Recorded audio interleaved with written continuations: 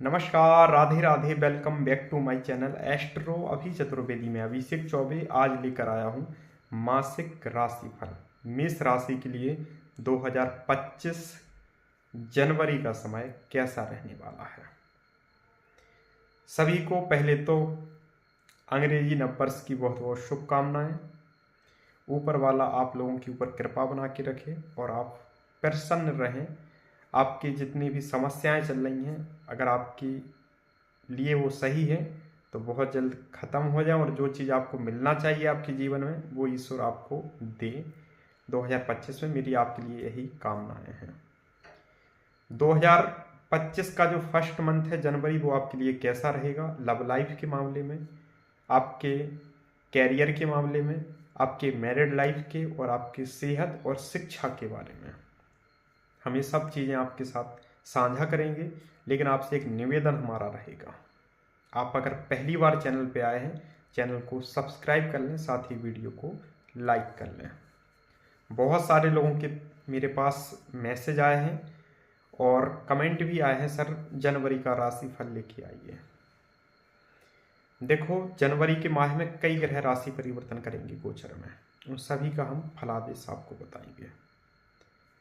लोगों का एक ऐसा मानना होता है कि साल का पहला मंथ अगर अच्छा आ जाए तो पूरी साल अच्छी देखने को और ग्रोथ देखने को मिलती है। मैं आपको एक बहुत अच्छी बात बताऊं, अगर आपकी कुंडली में ग्रह दशा सही है और अंतरसा प्रत्यंतरसा शुभ ग्रह की चल रही है, तब मैं गारंटी के साथ बोल सकता हूं कि समय आपका अच्छा रहेगा। और अगर वहीं आपकी स्थिति सही नहीं है कुंडली में, तो हम क्या, दुनिया का कोई भी व्यक्ति कुछ बोल दे, लेकिन ऐसा होगा नहीं। मैं एक चीज़ जानता हूं कि शायद इस चीज़ से कई लोग आहत होंगे कि सर आप ऐसा क्यों बोल रहे हो, लेकिन जो सत्य है हम वही बोलते हैं। अभी तक के रिकॉर्ड में हमने जितने लोगों को गाइडेंस दी है उनको रियलिटी बताई है।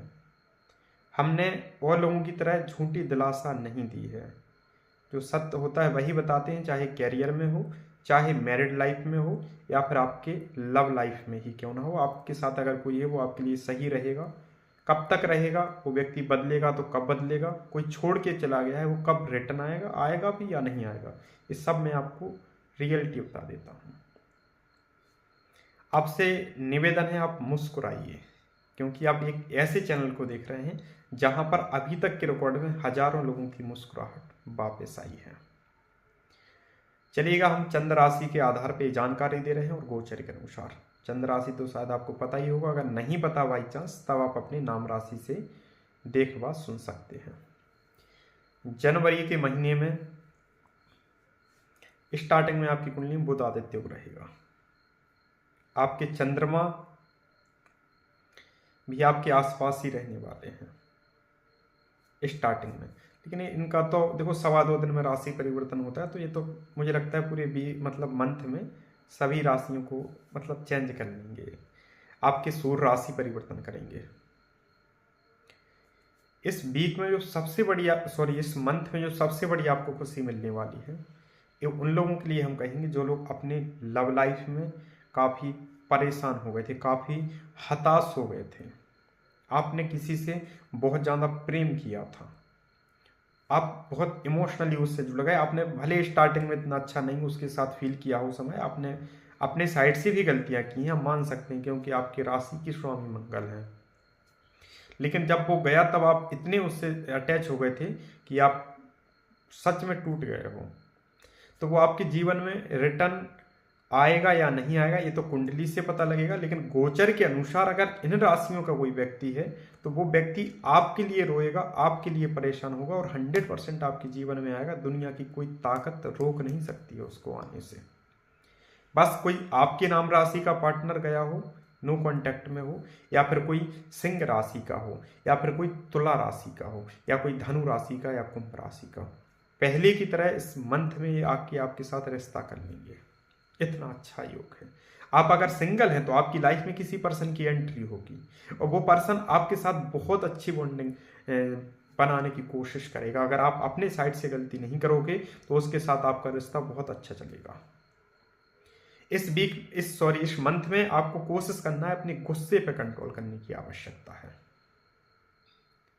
गुस्से की वजह से आप अपनी चीज़ें खुद से ही बिगाड़ लेते हो। इस मंथ में ऐसा मत करना प्लीज। जल्दबाजी में कोई डिसीजन मत लेना, भावुकता में आके किसी को वचन मत दे देना इस मंथ में। ये चीज़ याद रखना, नहीं तो बाद में आपको पछताना पड़ेगा।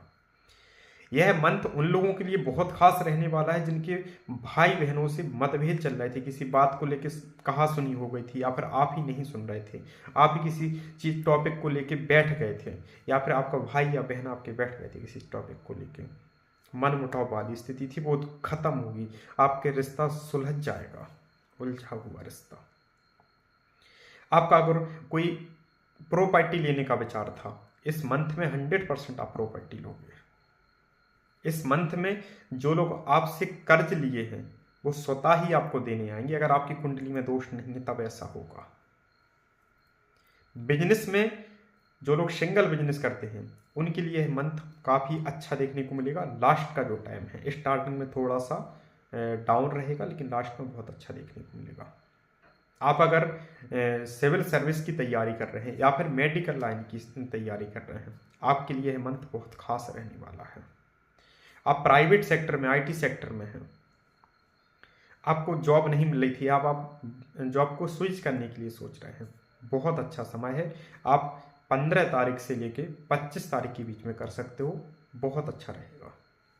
प्रमोशन वगैरह आपका रुका हुआ था किसी कारणवश, इस मंथ में अगर आप थोड़ा बहुत भी प्रयास करोगे तो आपका प्रमोशन हो जाएगा।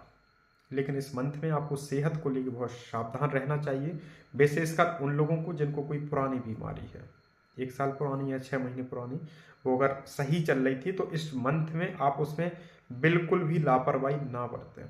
खाने पीने का विशेष परहेज करें, ऑयली चीज़ें ना खाएं। आप वाहन आप सावधानी पूर्वक चलाएं, वाहनों में थोड़ा सा आपको हो सकता है कि चोट वगैरह लगे।